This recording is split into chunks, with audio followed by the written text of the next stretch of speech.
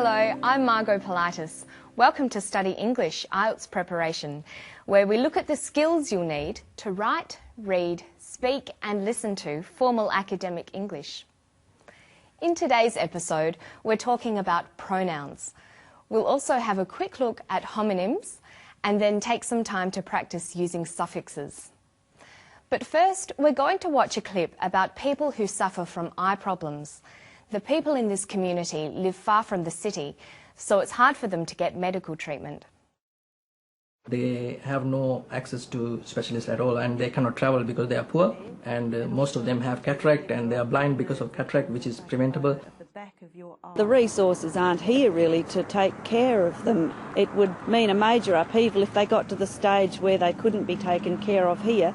They would have to leave their home, their friends, their family and go somewhere where they could be cared for, which is miles away in remote communities. The professor is talking about the access of residents in the Mora community to eye specialists. He talks about the residents by using the pronoun they. Pronouns are words that can take the place of nouns. They're words like I, you, they, who, or what.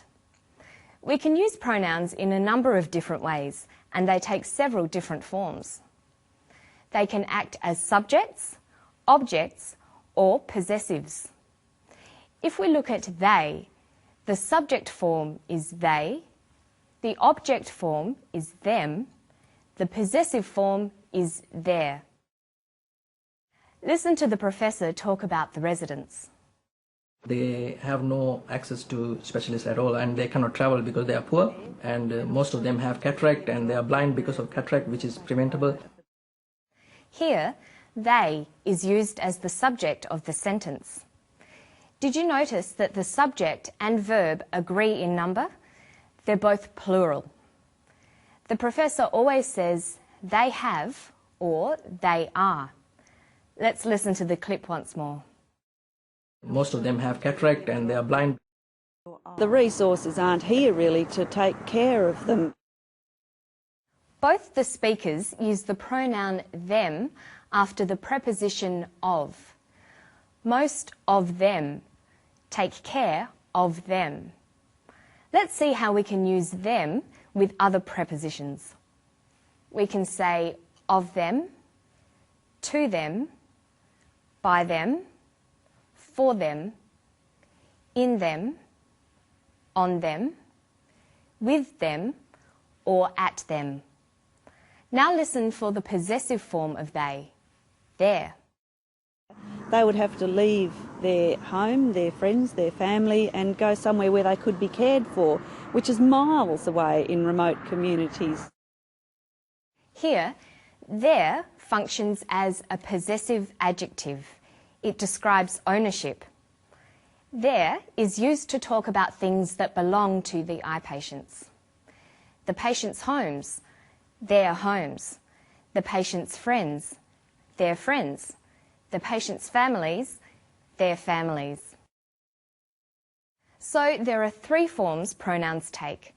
The subject form, like they, the object form, them, and the possessive form, their.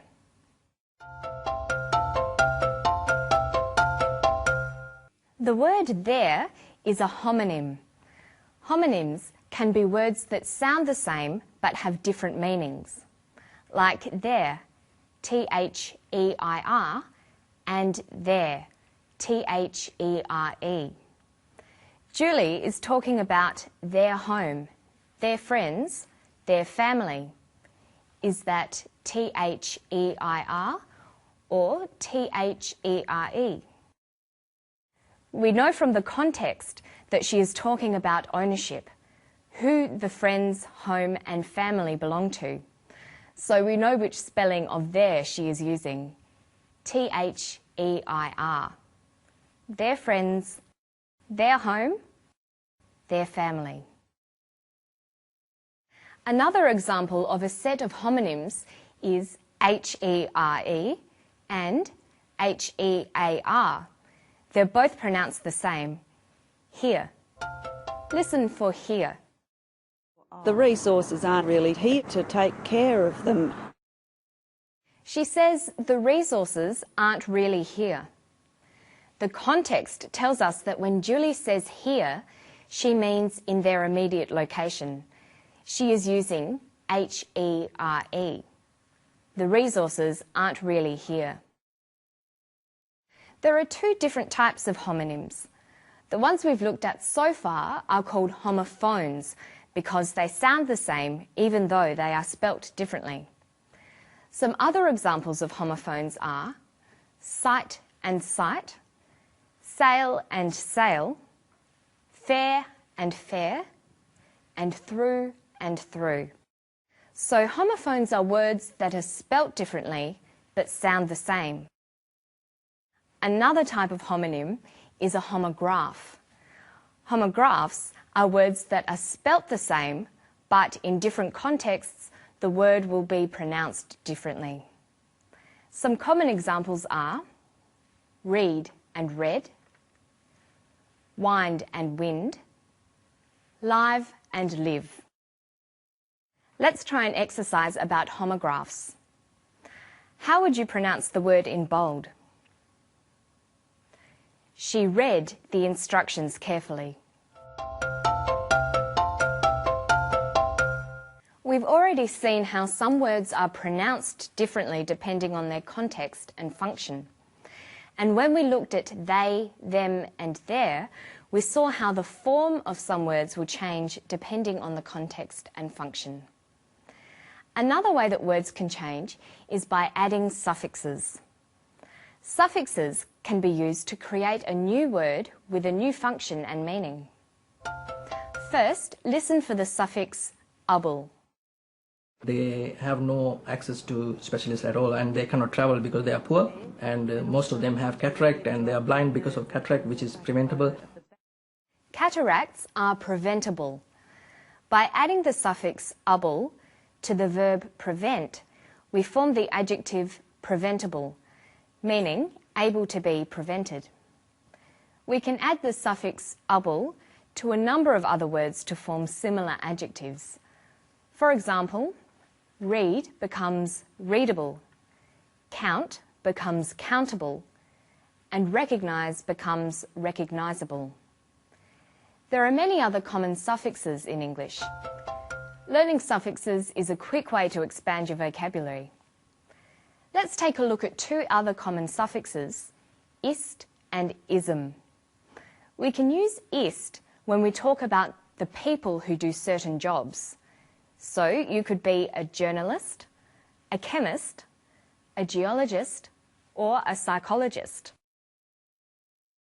We use the suffix ism to talk about beliefs, ideologies, or movements.